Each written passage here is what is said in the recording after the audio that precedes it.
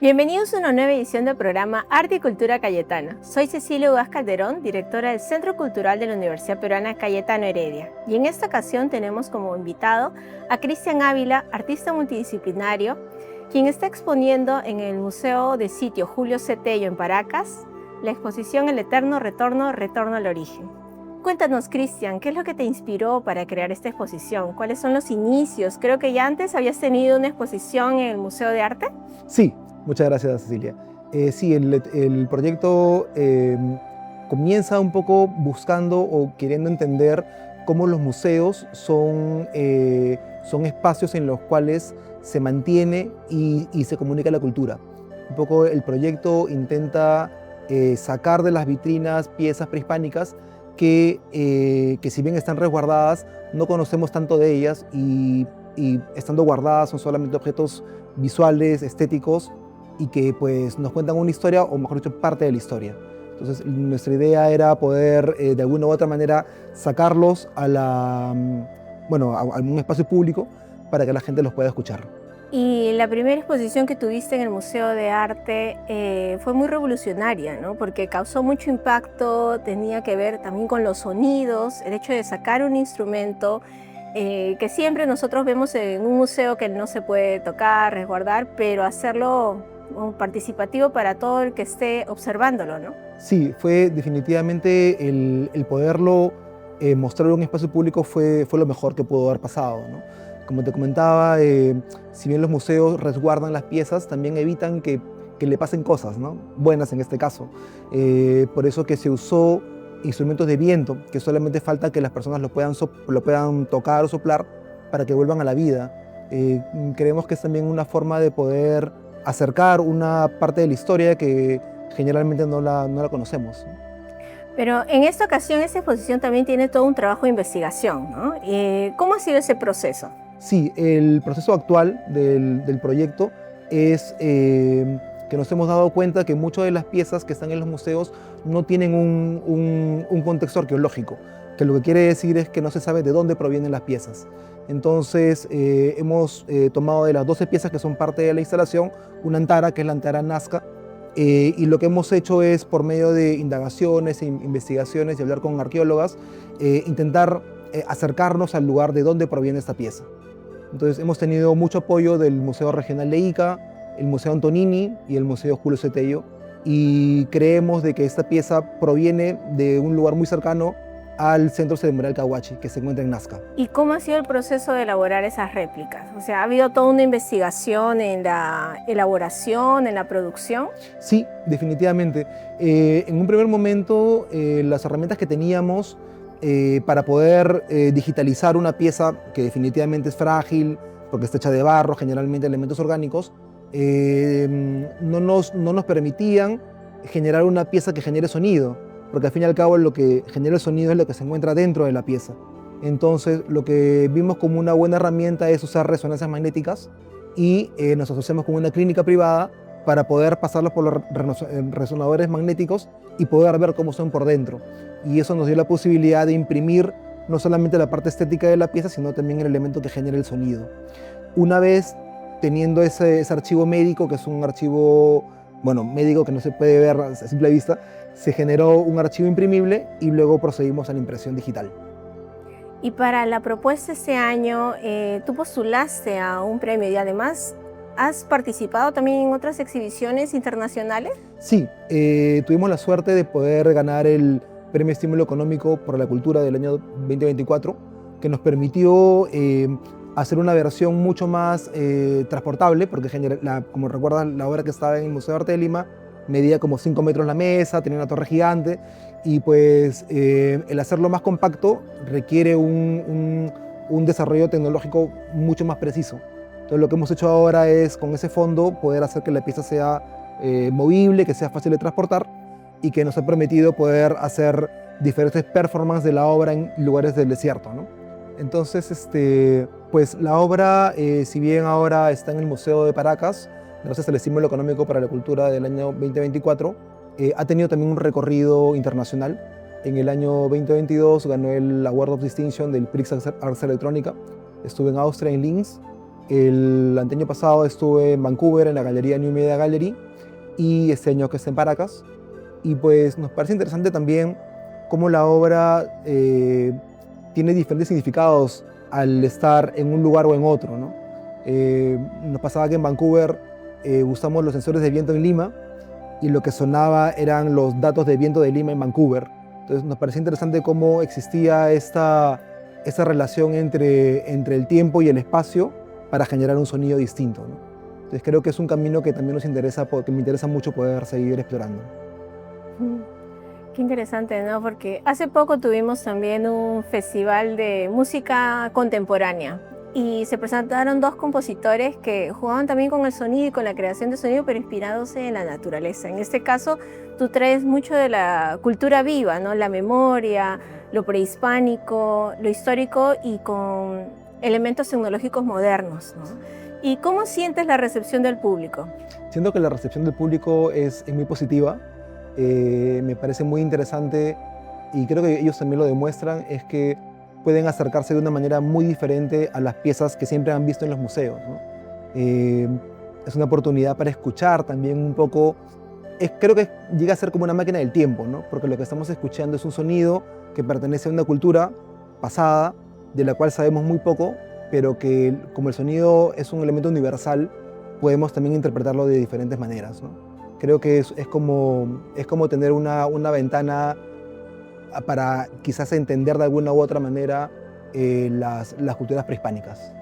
¿Y por qué decidiste realizarlo en el Museo Sitio de Julio Cetello? ¿Por qué en Paracas? Me pareció importante porque la pieza justo que se seleccionó para hacer todo este recorrido es una pieza que viene de Nazca y de Paracas. Entonces nos pareció que era muy positivo poderla reintegrar del lugar de donde fue sacada de manera, bueno, tal vez ilegal en su momento, y que era como una retribución de los sonidos de los cuales partió la pieza en particular, ¿no?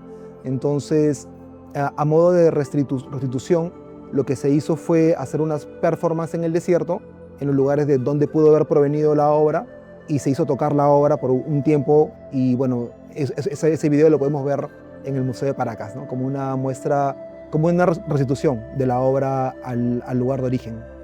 ¿Y qué actividades se van a dar en esta exposición? ¿De qué fecha? ¿Qué fecha es? La exposición está abierta desde el 7 de noviembre hasta el 30 de diciembre. Va a haber un taller para las personas interesadas que va a ser el 7 de diciembre, justo por el Día de los Museos Abiertos. Lo que vamos a hacer es hacer que las personas participen usando los sonidos de la instalación y interviniéndolos con sonidos propios que cada uno va a hacer con diferentes elementos que encontramos en el museo. Y cuéntanos, las piezas que seleccionaste, ¿de qué cultura son? Y las réplicas que has traído. Sí, bueno, las piezas que he traído, en general la obra se dispone de 12 piezas prehispánicas que funcionan con viento.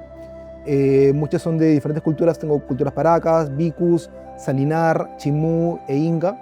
Estas piezas son globulares, las que ven aquí, que es acá, una pieza globular que tiene 2 cavidades. Esta pieza es un silbato de hueso, y esto es interesante porque la pieza original es más grande, pero lo genial de poder hacer esto con un archivo que sea que está digitalizado es que podemos también cambiar escalas. Entonces podemos también hacer una versión pequeña de los elementos reales, cosa que no podría pasar si lo quisiéramos hacer a mano, ¿no? Y esta antara, que es una antara Nazca de 13 tubos. Todas están hechas de una resina especial, de una impresión 3D, y pues lo que buscamos y todo el esfuerzo que se dio era para intentar que los sonidos se parezcan mucho a los sonidos originales. Pero quería preguntarte, o sea, ¿esta inspiración nació de alguna anécdota? O sea, ¿por qué fijarse en piezas de museos? Porque a veces uno tiene la idea, pues, de el museo está todo guardado ahí, algunos lo consideran aburridos, pero tú estás relacionando también la idea de la importancia del patrimonio, ¿no? Cosa que no veíamos mucho en el siglo pasado, pero que ahora se fortalece bastante, los museos son más participativos, ¿no? el hecho de que dialoguen más con el público y el tener acceso a las piezas también resulta muy interesante, ¿no? Pero, ¿cómo nació esta motivación? Bueno, muchas gracias por la pregunta. Sucede que la obra del Mali del 2021, perdón, lo que buscaba era hacer una obra de arte que estuviera abierta al público, que estuviera en un lugar abierto, que la gente pueda entrar al parque y poder observarla. Entonces, de mi lado, mi proceso creativo siempre parte pensando en que no existe nada nuevo, que siempre donde creemos que hay algo, que no hay nada, ya hubo algo antes. Entonces, el primer punto de análisis fue intentar saber qué es lo que existió antes de que existiera el Parque de la Exposición, donde se encuentra el Museo de Arte de Lima. Ajá. Y hablando con arqueólogos, descubrimos que esa parte siempre fue un área de cultivo que estaba relacionado con el señorío de Taulichusco, que se encuentra en la Plaza Mayor. Entonces me pareció muy interesante cómo después de milenios, si bien el parque ya no genera un producto comestible como tal, pero siempre ha sido un espacio verde. Entonces me pareció interesante entender que hay cosas que si bien cambian en el tiempo, algunas se mantienen. Entonces, siguiendo bajo ese análisis, empecé a pensar qué otro elemento se ha mantenido en el tiempo en ese lugar. Y ahí apareció el viento, pero no un viento a nivel tierra, a nivel humano, porque ya existe el museo, hay árboles, hay edificios, sino lo que intentamos es encontrar un viento antiguo, un viento que se pueda llamar prehispánico. Entonces, en la versión del Museo de Arte de Lima se hizo una torre que superaba la altura propia del museo para un poco poder tomar datos de viento viejo, de viento antiguo, ¿no? Entonces, como ya tenemos el personaje del viento, me puse a pensar cuál sería el elemento que debería tocar el viento. Y ahí aparecieron las piezas prehispánicas de viento. Y ahí todo se fue relacionando y se fue juntando. Y desde el 2021 hasta este año, tú también has hecho una labor de investigación, así de buscar a nivel histórico en cronistas, el proceso que han tenido los instrumentos, en qué actividades prehispánicas, incaicas. Esa búsqueda de generar o de intentar encontrar datos del viento antiguo me permite a mí, más que generar una obra cerrada, es generar las herramientas para que el viento como personaje pueda tocar la obra. Definitivamente, la obra suena muy diferente en la mañana, en la tarde y en la noche, porque el viento también cambia. Entonces me da mucha libertad hacer que como personaje pues haga lo que quiera con la obra, ¿no?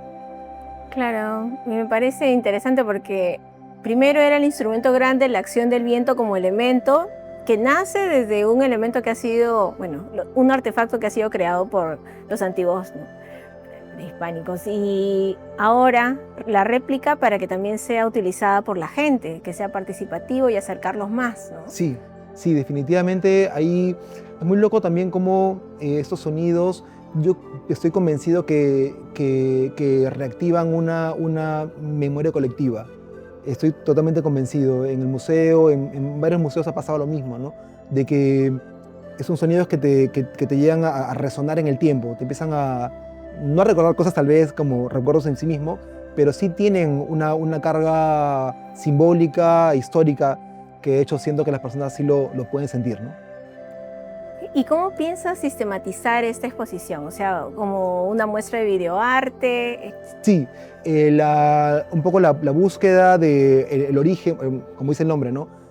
El eterno retorno al origen es intentar encontrar el origen de esta pieza, y lo que estamos haciendo es hacer un video que documenta un poco este proceso de búsqueda y de las performances que se hacen en el desierto para generar una obra que pueda contemplarse tanto visualmente como auditivamente y que nos permite también poder moverla de una manera mucho más práctica, ¿no? Porque es un videoarte que puede funcionar en diferentes festivales de ese tipo de arte, ¿no?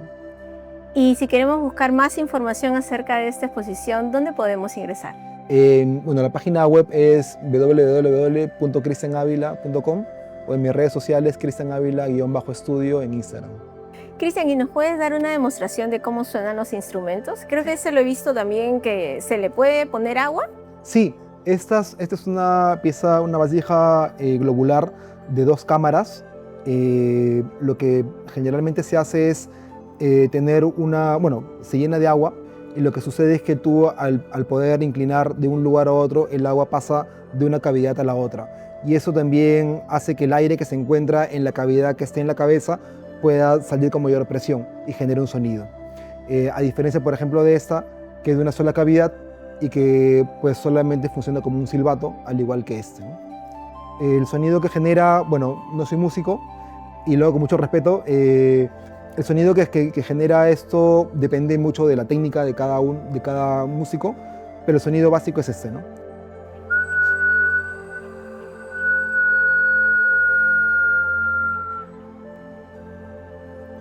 Y bueno, los demás son también como una especie de silbatos, que también tienen un sonido parejos generalmente, ¿no?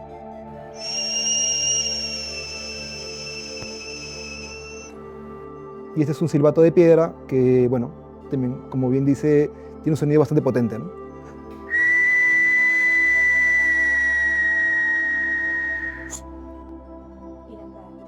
Y la antara, que es mucho más compleja y que, bueno, acá solamente voy a hacer un sonido muy ligero.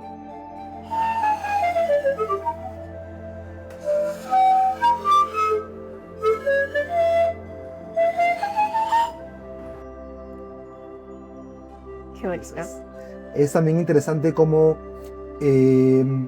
esta antara tuve la oportunidad de llevarla a la comunidad de Luricocha, que está en Ayacucho, y pues ahí existen unos músicos que se llaman los Chunchos, que tocan la festividad de los 5 de mayo, y ellos tocan antaras también actualmente, pero ellos usan unas antaras de caña. Entonces tuve la oportunidad de conocer a uno de los músicos, que es también profesor de la Universidad de Huanta, y le di la antara para que la tocara. Y él pudo sacar una de las canciones de los Chunchos antigua con la antara Nazca. Entonces hay una relación que definitivamente ha ido evolucionando con el tiempo, porque no toda la cultura se mantiene inerte, pero aún así el tipo de tono se mantiene aún en la antara contemporánea. Entonces, es también como como que nos da la oportunidad para seguir también investigando, ¿no? Como un elemento que forma parte de una cultura dividida, que no sabemos mucho, actualmente también sigue viva, ¿no? Claro, has traído un artículo del pasado, encontrado, hallado, que no se sabe, porque no vino con un resto funerario ni descubrimiento, sino que ha sido donado, ¿no? Sí, ha sido donado, sí. Y lo has traído para que actualmente pues se siga tocando. Es como despertar algo histórico para todavía uso, ¿no? Porque es como cultura viva en sí. Tal cual, tal cual, tal cual. Y sí, como te digo, nos permite seguir investigando, seguir generando hipótesis. También creo que activa también un elemento que lo reconocemos fácilmente y que tal vez dijimos, bueno, empezamos, bueno, hay muchos en Lima, hay muchos en Perú, uno más, uno menos, pero creo que es importante detenernos en poder entender de que este es un elemento que para comenzar debió haber estado enterrado por siempre, para comenzar, si le vemos fríamente, pero que también nos cuenta un poco de un pasado que desconocemos, ¿no? Y que pues enriquece definitivamente de lo cual deberíamos sentirnos orgullosos, ¿no? Qué bonito, porque justo de tu creación traes muchos recursos, ¿no? Lo traes a la actualidad para hablar de patrimonio, de identidad, el origen que puede haber sido el huaqueo y de cómo ahora se valora el patrimonio, que el museo también es vivo y que se puede visitar y los artículos los puedes tener y revivir y valorar más tu identidad nacional. Sí. Bonitas felicitaciones. Muchas gracias, Cecilia. Muchas gracias. Muchas gracias por acompañarnos en esta edición. Los invitamos a seguirnos en nuestras redes sociales, tanto en el Instagram como en el Facebook, para que conozcan toda nuestra programación y también ingresar a la página del canal digital cayetano.plus. Muchísimas gracias.